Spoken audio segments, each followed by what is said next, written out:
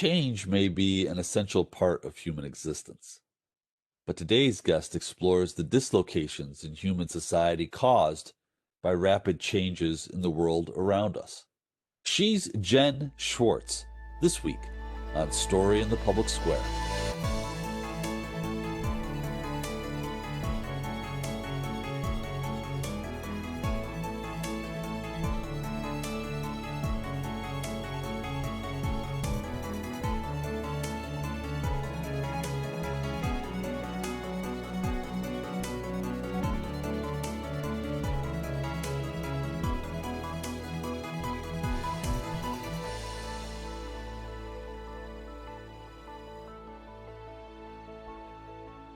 Hello and welcome to Story in the Public Square, where storytelling meets public affairs.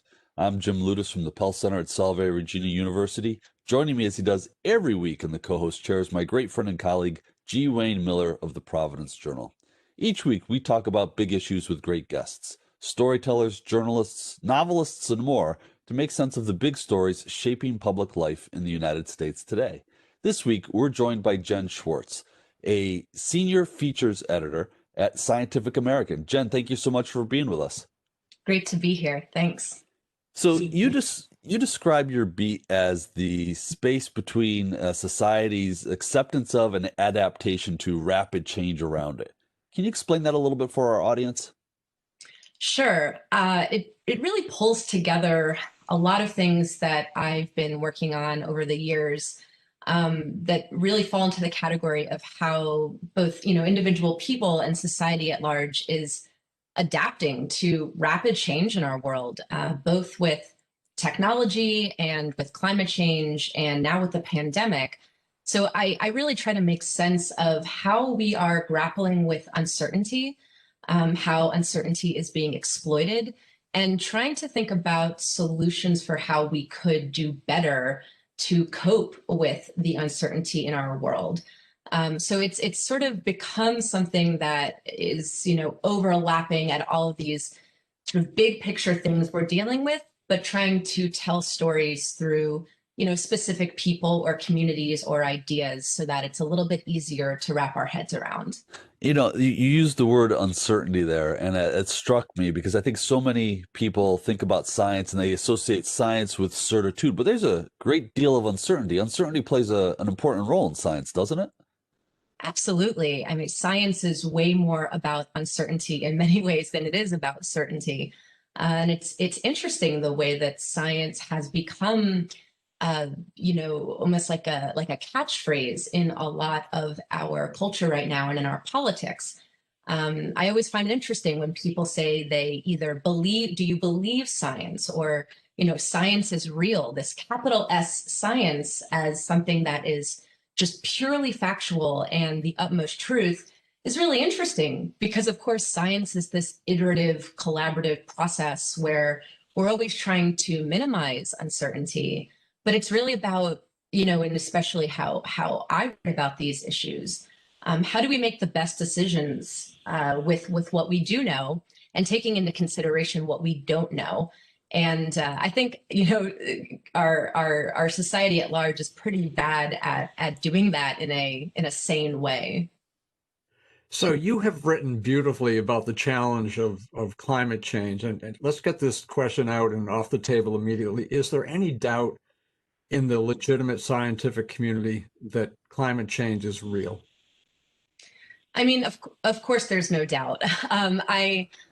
It's really interesting if you really want to nerd out and go to the polar research conferences. You will have ice scientists debating all sorts of things about the pace of melt, or where it's coming from and how, and the mechanisms.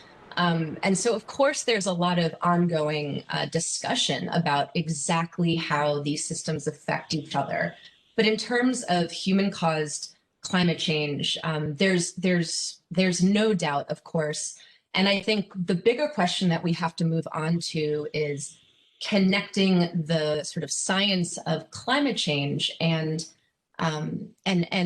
looking at the effects of what is already coming our way, and starting to talk about it not as just an atmospheric science thing, or even an environmental problem, but really understanding how it's so much about communities and national security and health and all sorts of infrastructure, all sorts of things. So I think that's where we should be focusing now.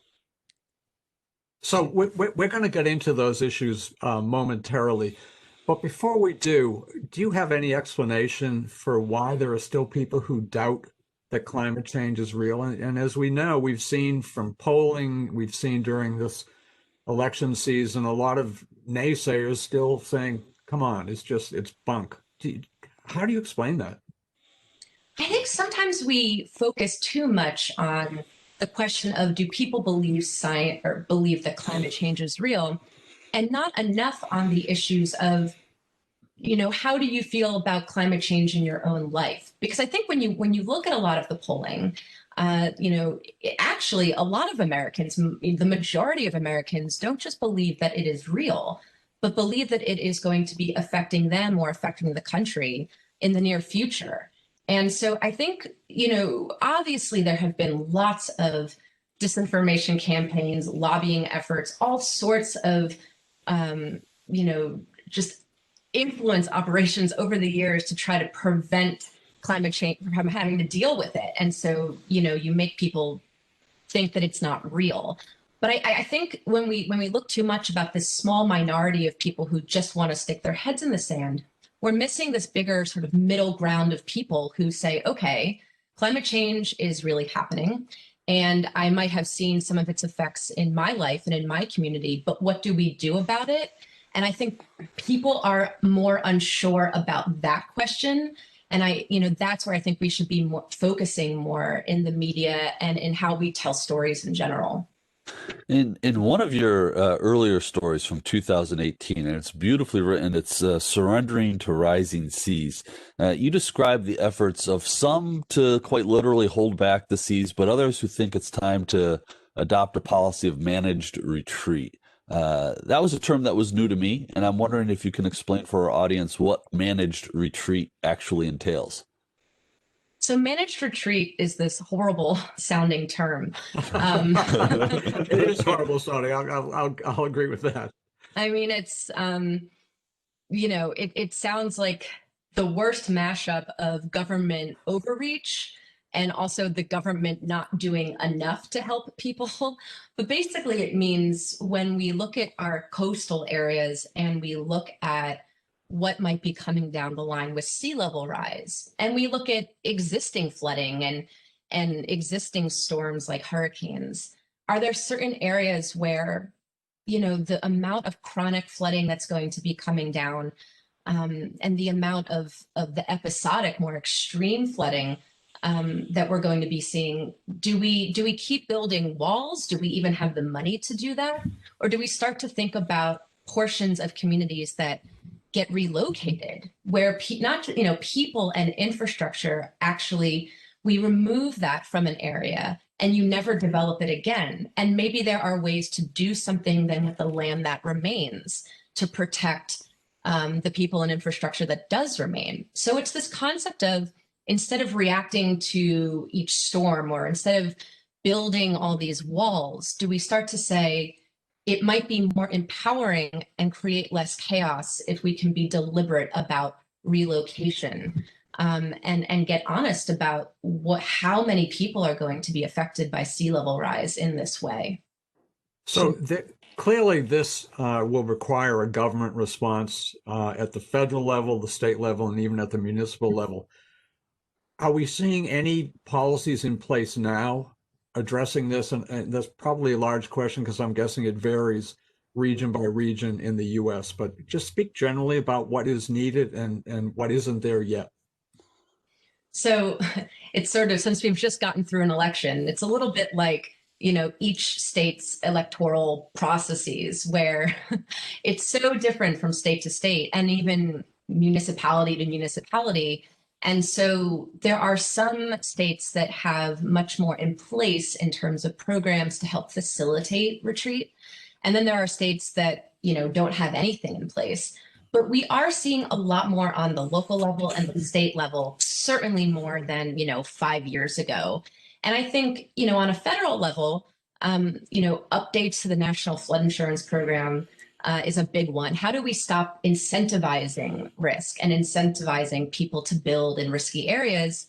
But then the bigger question is, what do we do with everything that already exists in these risky areas? And so I think we will ultimately need, because of the scope of what's going on and how complicated it is and touches every sector of government and society, how do we help people adapt, whether they're staying in place or moving, without making vulnerable communities even more so and increasing inequality? And so I think we will need pretty big top-down protocols for how to manage this, but also just a lot of local grassroots support and what makes sense for each community, because it will be different from place to place.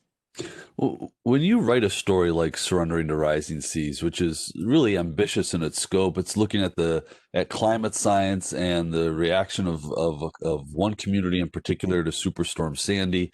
It's looking at the impacts on individual families. It's looking at the history of America's coastal communities.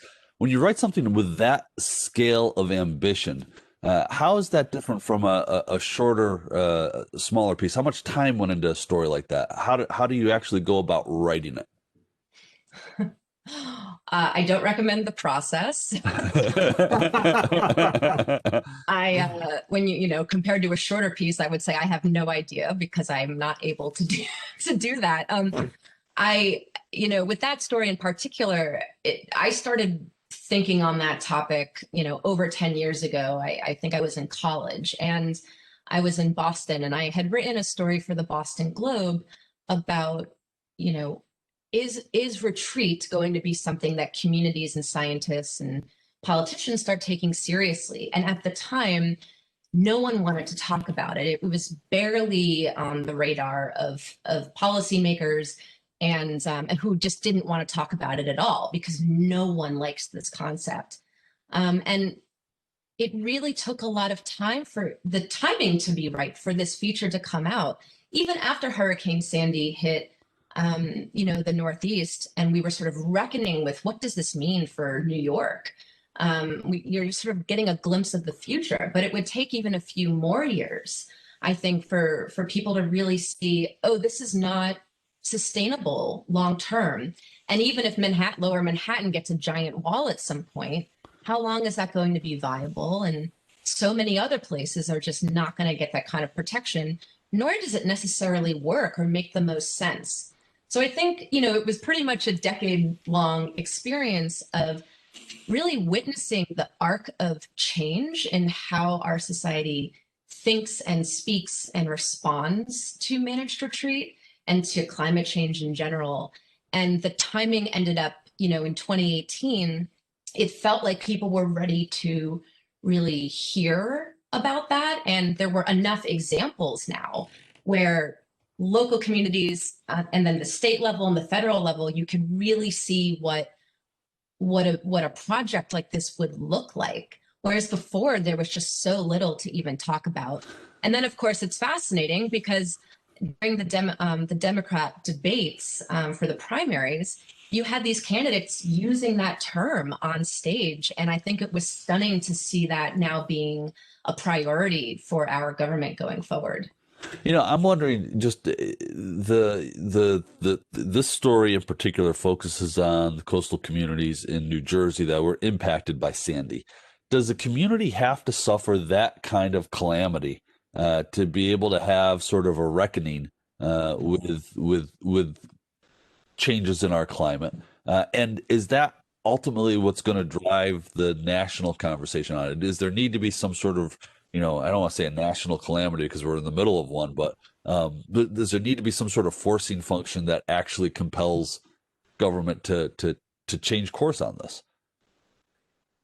I think it's really hard to get people on board with it in the absence of loss and being personally affected, because you're talking about home, you're talking about people making a choice to give up on home, and not just their house, but the house will go away, the land will cease to exist. It's and their community, whatever they have in place with neighbors and their lifestyle.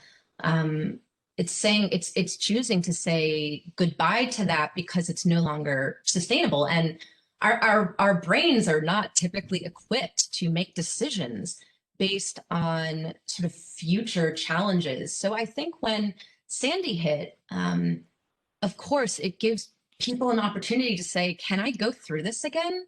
Would I want to go through this again? And there's this window of opportunity for people to get together and say, maybe there's a better way, or how do we prevent this sort of grief and heartache and financial hardship in the future? And I think we are dealing with these types of events all over the country, whether it's Louisiana with, the few storms where the same communities were getting hit, or even the wildfires. This is not sea level rise, but it shows a future where we're starting to ask ourselves these questions. And hopefully it gets to a point, the idea is that people are going to have to move at some point, right? There's certain areas that maybe are not able to be saved. So how do we do this in a way that avoids, as much of the chaos and heartache as possible?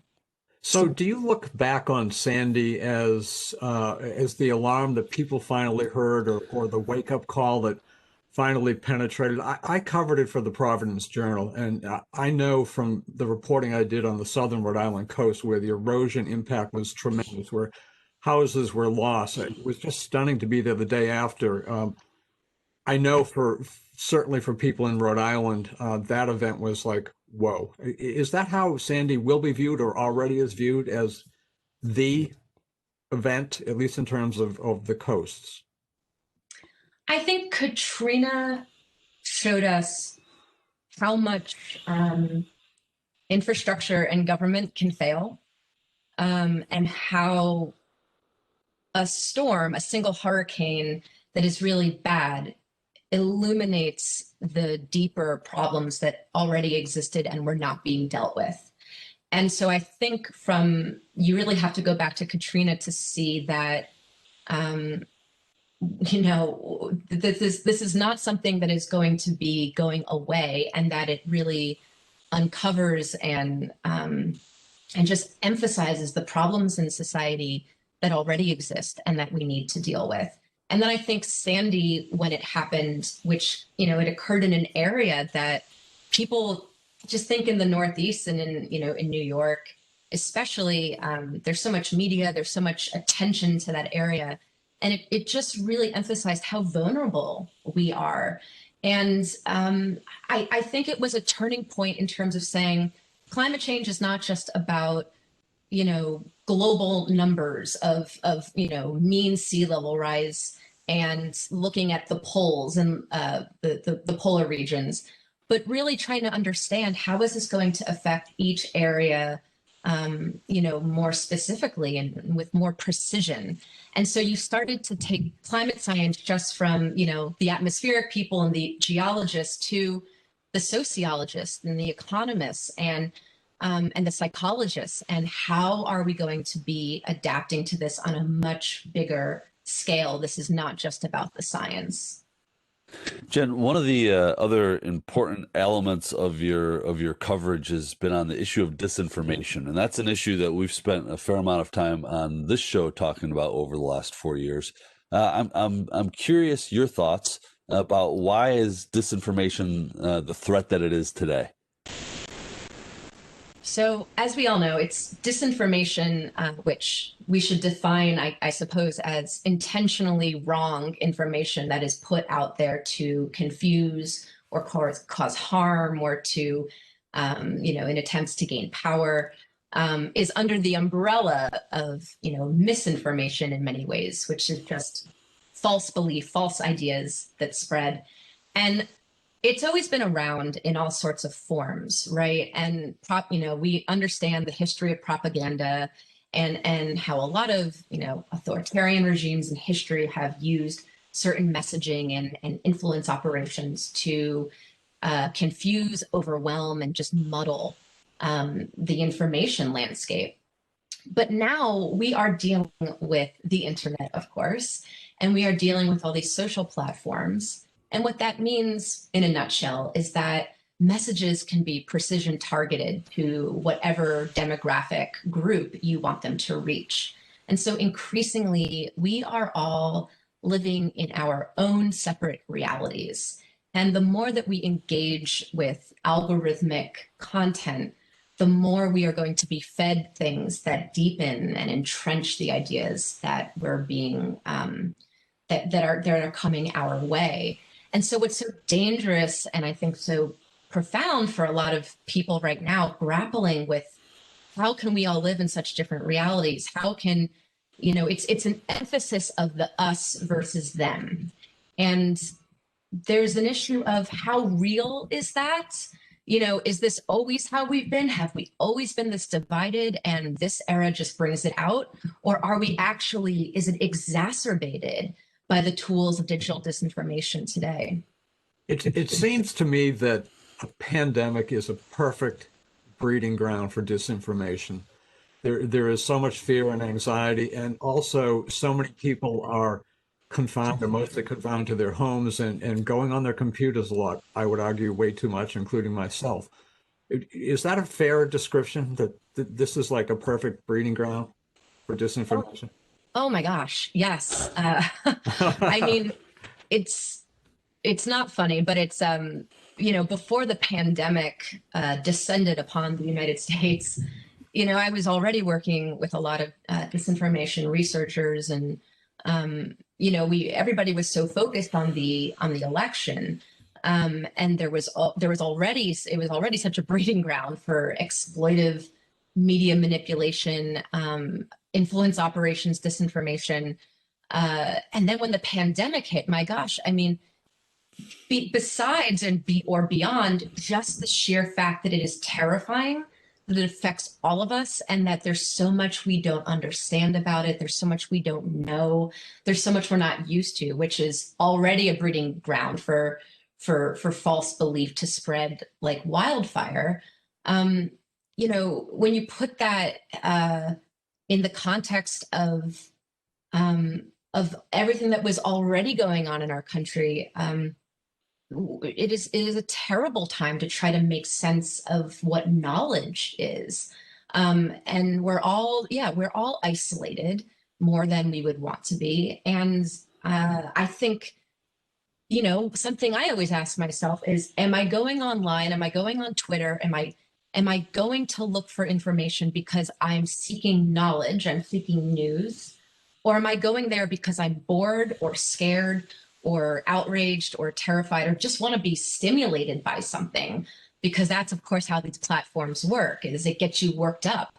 So I always try to ask myself, what am I here for? And sometimes I just want to be there for the entertainment and the outrage. But I think it's a good way to try to, create boundaries for yourself. Well, sort of in that spirit, I mean, we've already seen state-sponsored disinformation around the COVID vaccines that are in development. And I think that's likely only to get worse as we actually get to deployment of some of these vaccines. But what can members of our audience do to be more mindful of the disinformation, and what should they do if they confront something that is disinformation, if they know what it is?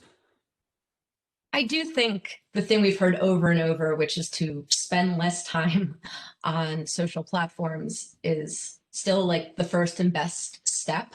And to understand why you're going there in the first place, not just jump into it mindlessly. Another thing is to give yourself and your family and friends or people who might be posting misinformation, to not attack them and not have a debate about what is false versus what is true, but to think about having a discussion about how much misinformation hurts us all and how overwhelming and chaotic this has been for our relationships and our communities. And I think going forward with something like the vaccine is I mean, there's been so much damage done already, and it comes from so many different levels. I mean, the administration in this country, and trying to rush something out and hook it to political outcomes.